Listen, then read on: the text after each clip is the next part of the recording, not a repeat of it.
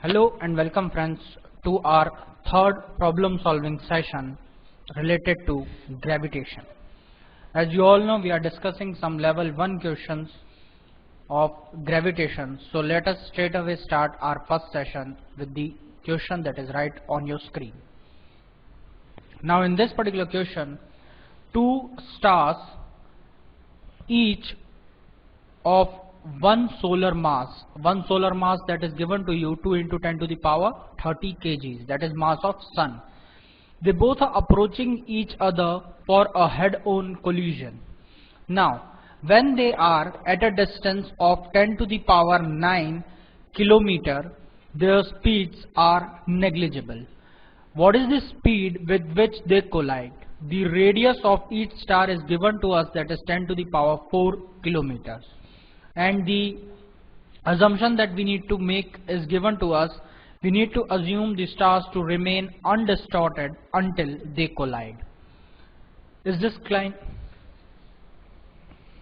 Okay friends, now basically what is the question? We have been provided with two stars and we have the mass of each star. So first thing, let us write down the given data. Mass of each star, that is given to us as, yes friends, let me write it down as m, which is equal to 2 into 10 to the power 30 kg. We have been also provided with the radius of star, that is r, and it is equal to 10 to the power 4 kilometers, or we can simply write it down as 10 to the power 7 meters. And initially the distance between the two stars is also given to us. Let me write down distance between the star, that is given to us as 10 to the power 9 kilometers, or again it will be 10 to the power 12 meters. Is this fine? Now initially it is also saying that when the two stars are 10 to the power 12 meters apart, the speeds of both the stars is negligible compared to what they have been achieving when they'll reach or when they'll be just about to collide. So for negligible speed I can write down, or let me write down, for negligible speeds I say initially the star had a speed that is 0. Is this fine? Now let us draw the two diagrams. Let me say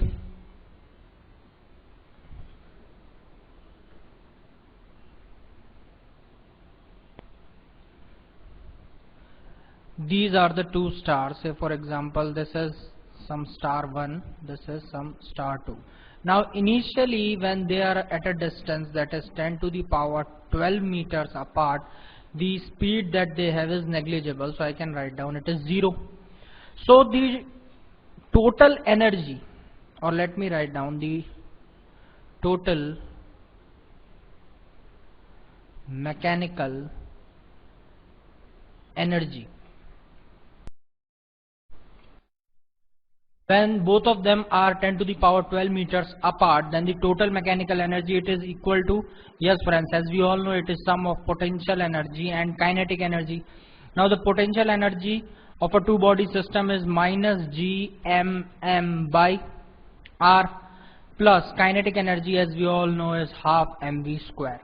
Now in this particular case the initial potential energy will be minus g, that is a constant, mass of one star, mass of the other star, divided by the distance between the two, that is r, plus speed is 0, so the kinetic energy will be 0.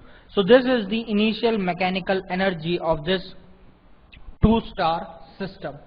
Is this fine? Same ways, now we consider the case when the stars are about to collide. Now when the stars are about to collide, what will happen? Let me say they get an velocity, or they attain a velocity that is, I call it V final. Is this fine? Now, when they are just about to collide, what is the distance between the two stars? Can you just say me?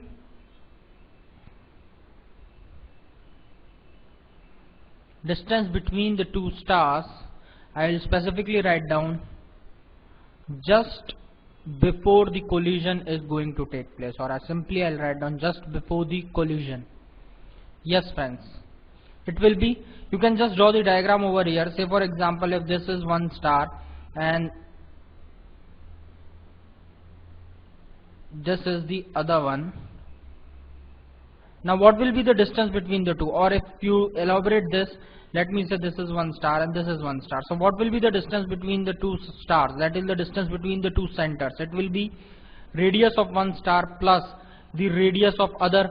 So I can simply write down the distance between the two will be twice of the radius. Is it fine?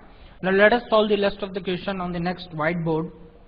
So the final mechanical energy will be again equal to potential energy, that is final, plus kinetic energy, that is also final. Now what will be the potential energy? It is again the same, that is minus GMM upon, this time the distance between the two is, yes friends, it will be equal to twice of radius, plus kinetic energy final, but final is of both the stars, so this will be half of mv final square plus again of the second star, that is half of mv final square, or we can simply write it down as minus gmm upon twice of r plus mv final square. Is this fine? So this is the final mechanical energy of the two star system. Now what do we know is that from law of conservation of energy,